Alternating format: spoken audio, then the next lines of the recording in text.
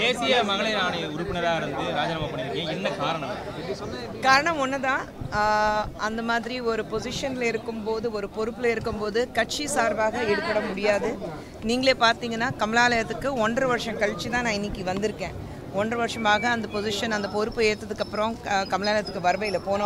போன வருஷம் February மாதத்தில் அந்த பொசிஷன் கொடுக்கப்பட்டது. மார்ச்சில் ஆஃபீஸ் அசியூம் பண்ணேன். அண்ட் அதுக்கப்புறம் நான் கமலாலயம் பக்கமே வரல, ஏன்னா வரக்கூடாது, அதுதான் எங்களுடைய பைலாஸ் சொல்லுது. ஸோ 1.5 வருஷம் பார்த்தேன். நான் வந்து கட்சி சார்பாக உழைக்கணும், கட்சி சார்பாக வேலை செய்யணும், பாஜகவுடைய காரியகர்த்தாக நான் வந்து பணியாற்றணும்னு ஆசை இருந்தது. ஒரு பொசிஷன் கொடுத்ததுக்கு பிரதமர் அவர்களுக்கும், அமித்ஷா அவர்களுக்கும், நட்டாஜி அவர்களுக்கும், சந்தோஷி அவர்களுக்கும், ஏன்னா அவங்க 4 பேர் பார்த்து தான் அந்த பொசிஷன் கொடுத்தாங்க, அவங்களுக்கு நன்றி தெரிவிக்கிறேன்.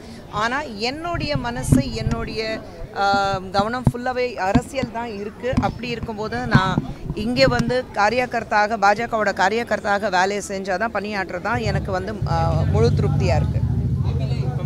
இந்த 1.5 ஆண்டு பணிகள் கட்சியில் முக்கிய பொறுப்பு வழங்குவதற்காக ராஜினாமா பண்ணிங்களா அப்படின்ற ஒரு சந்தேகம்.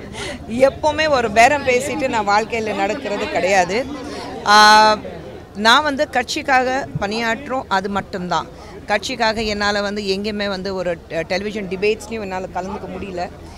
ஒரு பேச்சு திறமை இருக்குது. நான் அப்படி இருந்தும் நேஷ்னலி ஒரு லோக்கலின்னு வந்து எங்கேயுமே வந்து கட்சி சப்போர்ட் பண்ணிவிட்டு, பிரதமர் சப்போர்ட் பண்ணிவிட்டு என்னால் வந்து அதில் ஈடுபட முடியல. ஸோ ஐ திங்க் இப்போது வந்து கொஞ்சம் ஃப்ரீயாக இருக்கேன். ஸோ இப்போது முழு மனசோட கட்சி சார்பாக எங்கெல்லாம் குரல் கொடுக்கணும், எந்தெந்த இடத்துக்கு போகணும், அது எல்லாமே கட்சி சார்பாக நான் இனிமேல் இறங்க போகிறேன். ஏனுங்க, அப்படியெல்லாம் ஒன்றும் கிடையாது. அதான் சொன்னேன், ஒரு பேரம் பேசிட்டு இது கொடுத்தாதான் அதுதான், அப்படி என்றைக்குமே கிடையாது. கட்சி நம்பி, பிரதமர் நம்பி நம்ம இங்கே வந்திருக்கோம். ஸோ பாஜக மாதிரி ஒரு மிகப்பெரிய கட்சி நம்ம வந்து அது கடந்த 10 ஆண்டுகளாக நம்ம பார்த்திங்கன்னா பாரத தேசம் வந்து எந்த அளவுக்கு முன்னேறி இருக்கு. நம்மளுடைய பிரதமர் நரேந்திர மோடி அவர்கள் இன்றைக்கும் உரையாற்றும் போது எவ்வளோ விஷயங்கள் அவர் பேசியிருக்கிறாரு. ஸோ அப்படி இருக்கும்போது எப்படி ஒரு நாடு முன்னேறணும், இன்றைக்கி நாளைக்கு நம்ம நாடு எப்படி இருக்க போகுதுங்கிறது முக்கியம் கிடையாது. 2047 நம்ம நாடு வந்து எந்த அளவுக்கு ஒரு பிக்கெஸ்ட் டெமோக்ராட்டிக் கண்ட்ரி மட்டும் இல்லாமல் தி மோஸ்ட் பவர்ஃபுல் கண்ட்ரியாக இருக்கணும், அதுக்கான மாற்றங்கள் எப்படி கொண்டு வர முடியும், அதுக்கான பேச்சு இன்றைக்கி நம்ம பிரதமர் பேசுனதை நம்ம பார்த்துருக்கோம். ஸோ நம்ம நாடு முன்னேற்றம் அது மட்டும்தானே. நான் முன்னேறி என்ன பண்ண போகிறேன்? நம்ம நாடு முன்னேறினா தான் நம்ம பசங்க, அவங்களுடைய அடுத்த ஜென்ரேஷன் முன்னேற முடியும். ஸோ அதுக்கான வேலைகள் இப்போ இருக்கு. 26 ஐயோ ஆரம்பிச்சிட்டிங்களா? ஐயோ ஆரம்பிச்சிட்டிங்களா? 26 அடுத்தது என்ன நடக்க போகுது எனக்கே தெரியல. ஸோ இன்றைக்கி தான் வந்திருக்கேன் கமலாலயத்தில். ரொம்ப சந்தோஷமாக இருக்குது. அதுவும் இந்த மாதிரி ஒரு சுதந்திர தினம் கொண்டாடுறதுக்காக 1.5 வருஷம் கழித்து நான் வந்து கமலாலயத்துக்கு வந்திருக்கேன். ரொம்ப சந்தோஷமாக இருக்குது. அண்ட் அந்த தேசிய கொடி ஏற்றும் போது ரொம்ப பெருமையாக இருக்குது. ஏன்னா அண்ணாமலைஜி ரொம்ப நாள் கழிச்சு தான் நான் பார்த்தேன், அதுவும் கமலாலயத்தில்.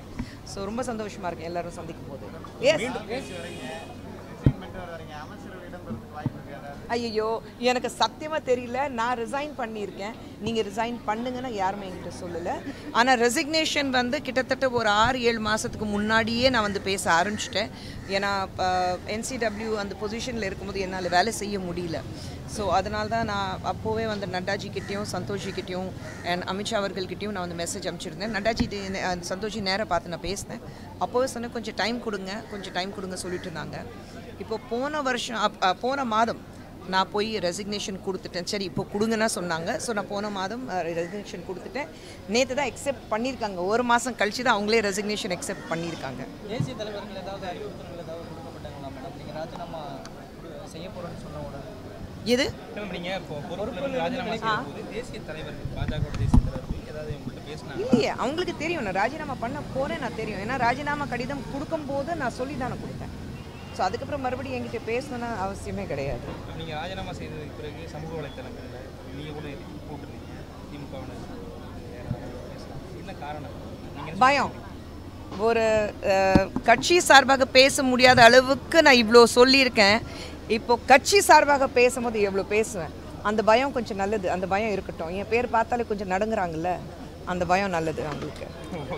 நான் சிம்பிளான விஷயம் சொல்கிறேன். மடியில் கணம் இருந்தால் தான் அந்த பயம் இருக்கும். மடியில் எவ்வளோ கணம் இருக்குது அதை திமுக காரங்களுக்கு தெரியும். அந்த பயத்தில் தான் பேசிட்டு இருக்காங்க. பேசிட்டோம், இதுக்கப்புறம் தான் விளையாட்டு ஆரம்பிக்க போகுது. இந்த வீடியோ உங்களுக்கு பிடிச்சிருந்தா ப்ளீஸ் லைக் அண்ட் ஷேர் பண்ணுங்க. மறக்காம எங்க சேனலை சப்ஸ்கிரைபும் பண்ணுங்க.